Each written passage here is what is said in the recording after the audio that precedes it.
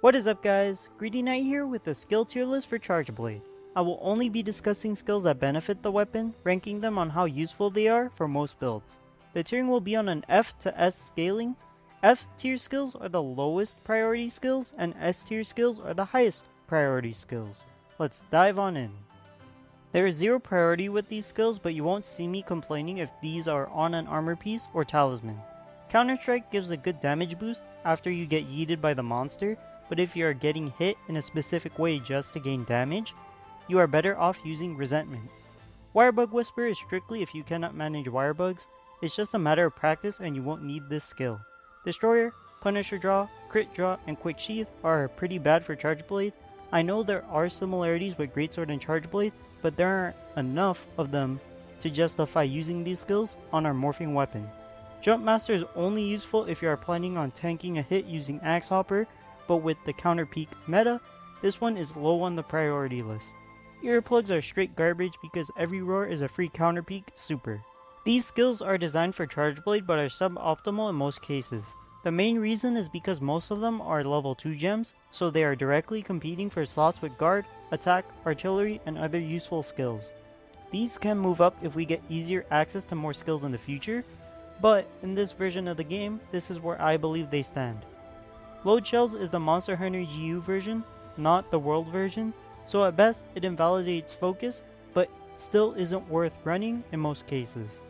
The only reason players ran it in Monster Hunter GU was because aerial style removed the charge slash, but in Rise there's no such restriction. Slugger isn't as good of a skill for Charge Blade because Impact Foul has enough KO power to justify not using this skill. Drain is in a similar situation. As a Charge Blade player, you pick up exhausts and KOs where you can, but you shouldn't be fixated on applying those statuses. Focus and Power Prolonger are useless for this weapon because Counter Peak exists. These skills are good generic skills that you can gem in or obtain as secondary effects from armor and talismans. Evade Extender is my top non-damage skill recommendation if you intend to use Savage Axe 2.0. Your mobility goes through the roof with just 1 point, and it turns your axe mode into a switch axe, but it spins. The 3 discount attack up skills, Peak Performance, Resentment, and Resuscitate require specific builds or playstyles that use optimally. Similarly, Maximum Might is good if you never evade while using a crit up build. Speed Sharpen, Flinch Free, and Affinity Sliding are cheap skills to gem in while also having good effects, so they are worth considering whenever you have empty level 1 slots. If Affinity Sliding synergized with Fade Slash or Morphing Advanced, it would bump up a tier easily, but for my testing it only works on regular slides. Crit Element is here because apparently elemental crits give a minimal damage increase. This one requires testing, which might be worth making a video on in the future. Since it's also competing for level 2 slots, it's pretty low on the priority list. This tier is filled with good quality of life skills for Charge Blade. They improve your gameplay and passively increase your damage. Guard lets you guard point more attacks by increasing your guarding ability, allowing you to pop more supers. Razor Sharp maintains your sharpness, keeping you in the same level of sharpness for longer, thus increasing your damage. Similarly, Protective Polish prevents your sharpness from dropping for a certain amount of time. Offensive Guard is good if you play a guard point centric playstyle. This skill moves up or down the tier list depending on whether you play solo or online. Playing online, the monster will ping pong between you and your teammates, so guard points and counters won't be as consistent as playing solo. Guard Up is matchup specific. Using it against monsters like Great Ragi causes it to drop down to F tier, while using it against unblockable cart attacks causes it to shoot up to S tier. You should only gem in 1 level. Rapid Morph should only be used with Counter Morph.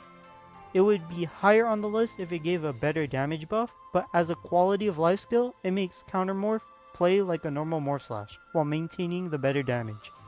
These skills depend on the Charge Blade you are using. Bludgeoner and Mind's Eye are used for Rajang Super Spam since the Foul Explosions do insane damage on a super. Artillery is always a good Impact Foul skill to use since the extra 30% will jack up your foul damage. Handicraft is good for Savage Axe builds because Element and Multi-Hits scale with sharpness, so getting a Charge Blade into blue and white is your priority.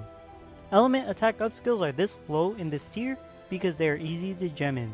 You do not have to invest any armor or talisman skills to obtain these. Instead, Just craft 5 of them and gem them in for elemental charge blades. Similarly, status skills fit in this category, but for status charge blades that have access to decorations. These skills are always good on charge blade builds. They are so good that meta hunters will always find space for them. The fact that they just increase your damage means they will be the top skills to aim for regardless of gimmicks and playstyles. Attack is at the top because every charge blade wants higher damage regardless of file type. Critical Eye and Tenderizer are used for higher sharpness element charge blades, but negating negative affinity will also increase your damage. Crit Up is paired with Tenderizer and Critical Eye, but if you have Raw Attack and Crit Up on one set, there's never a reason not to run it. Agitator is good because it's a hybrid of Attack Up and Critical Eye. Since Attack Up was changed to be a % increase, Agitator has dropped in terms of priority. The notable damage modifying skills I didn't mention are not allowed in time attacks. Latent Power, Heroics, Fortitude, and similar skills are good, but you have to fight under extreme conditions to activate them.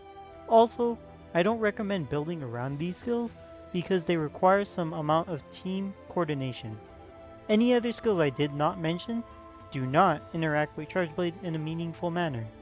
Like if this video was helpful to you, consider subscribing if you are new to the channel and want to see more content like this. That's all I have for this one. Greedy Knight, signing out.